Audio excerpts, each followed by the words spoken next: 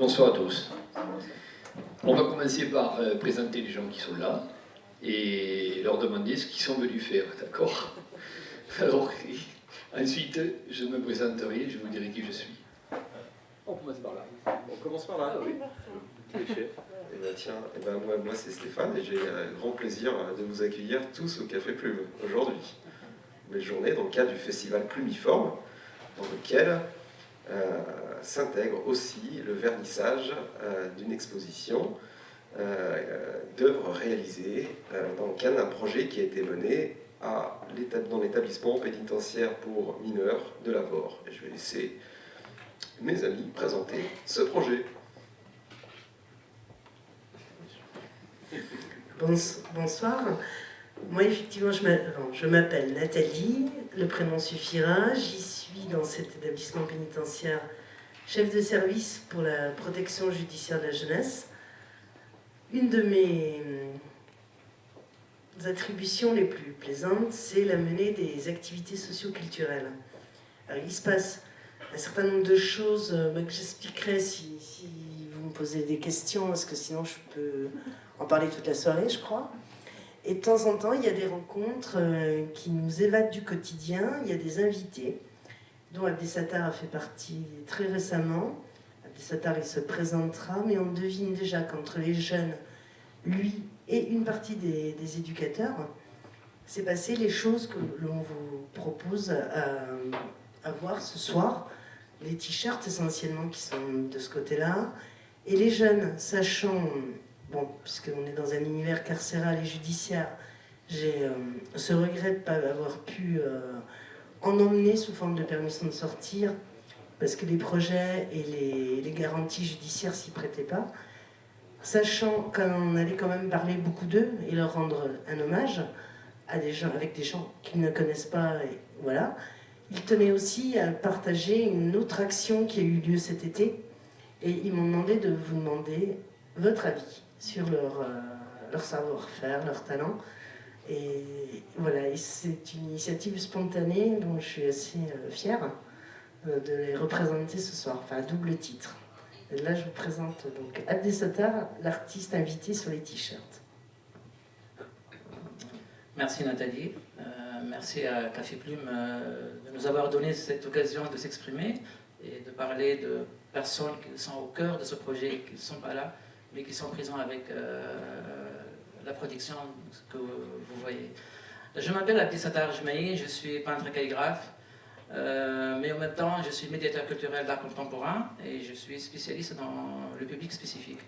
Donc mon métier consiste réellement à créer un lien entre une structure dite culturelle, donc soit qu'il s'agit d'une bibliothèque ou en tout cas une structure dite culturelle. Ensuite il y a donc un artiste avec son œuvre, qu'il soit un livre, qu'il soit une toile, qu'il soit un film, ou qu'il soit donc, une opéra, donc voilà, c'est le créateur. Et le troisième élément, c'est le public. Donc mon métier consiste à créer un lien, une passerelle entre ces trois composantes. C'est vraiment le métier de médiateur culturel qui est un métier rare.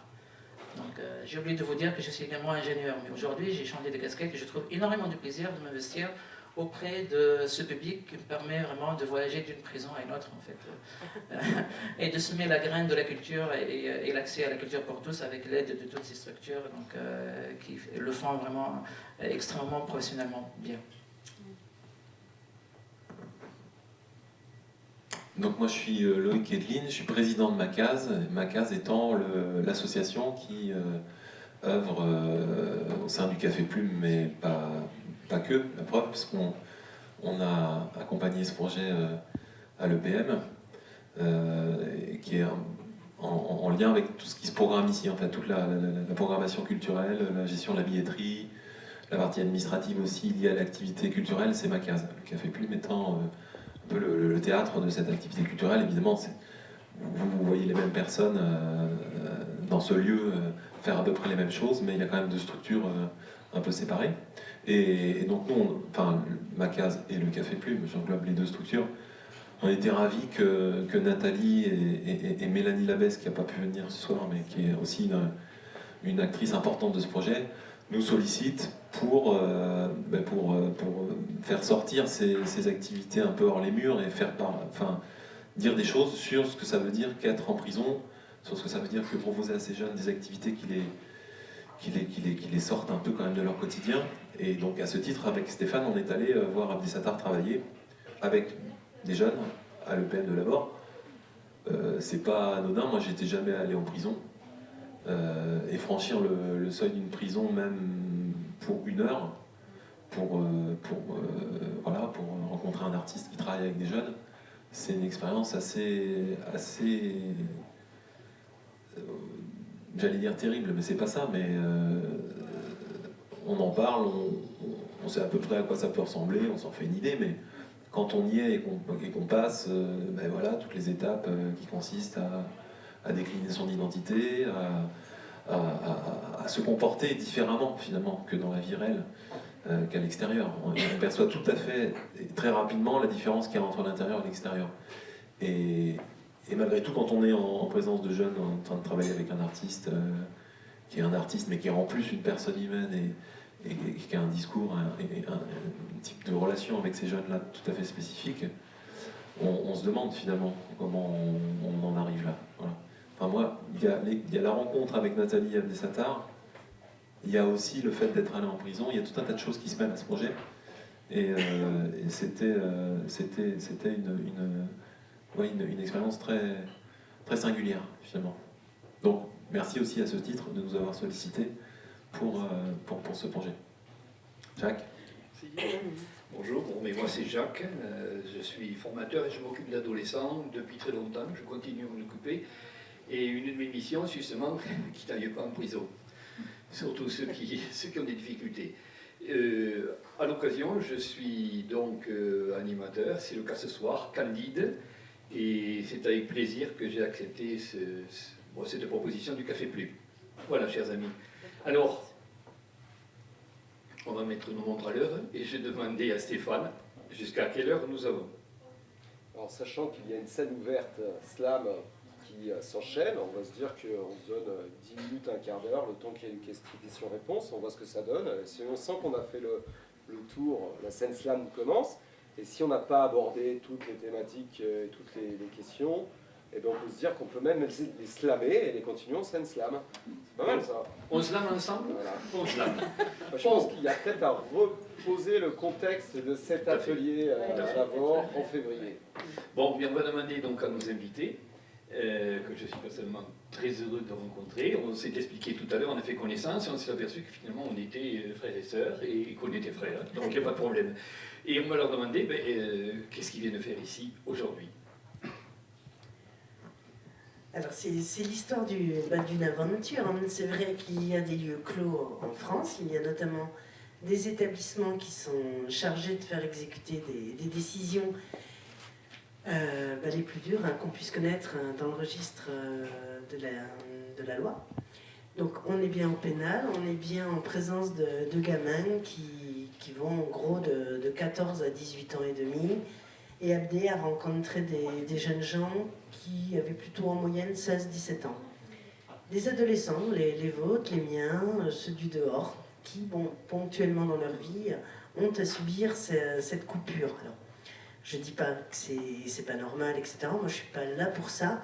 Je voudrais juste témoigner de qui ils sont un petit peu. Vous brossez les portraits d'Adrien, de John.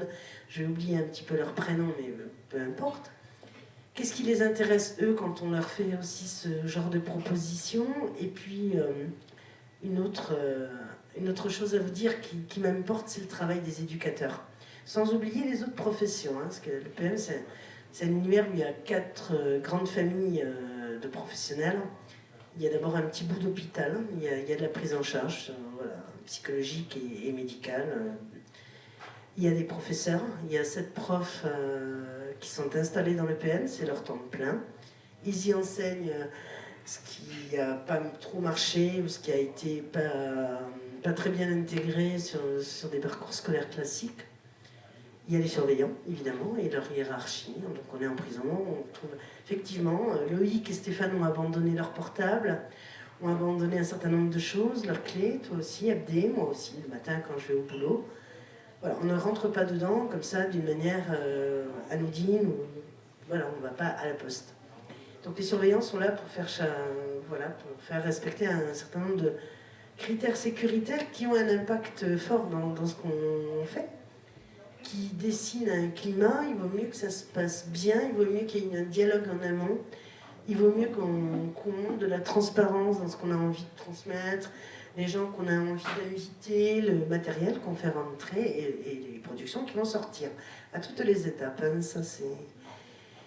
Et les éducateurs, mes collègues, on est de la protection judiciaire de la jeunesse, c'est méconnu, mais voilà, c'est aussi un métier de réserve, de discrétion, voilà, de passion. On n'est pas des EduxP, mais on est très spécialisé, on ne suit que les jeunes sous main de justice. Et c'est aussi un établissement mixte. Je ne crois pas qu'il y ait eu de filles hein, à l'époque où tu es passé. Mais voilà, donc ces adolescents, parfois ces adolescentes, on court, il y a toute une organisation, il y a des emplois du temps. Moi, chargée de la partie socioculturelle, je fais un petit clin d'œil aux activités évidemment d'insertion, de santé, de sport. Mais la culture en prison, ça m'importe, et je crois que c'est là que ça se passe aussi. C'est des choses auxquelles ils pensent ne pas avoir droit, qui ne sont pas légitimes, qui sont bêtes. Ils se pensent idiots devant un tableau, idiots en écoutant de l'opéra, idiots... Bon, on leur a tellement dit. Et puis, voilà, je disais à Jacques en aparté, ils sont eux-mêmes issus souvent d'habitats qui les enclos de fractures, effectivement, comme disait l'autre, pas seulement sociales, mais culturelles.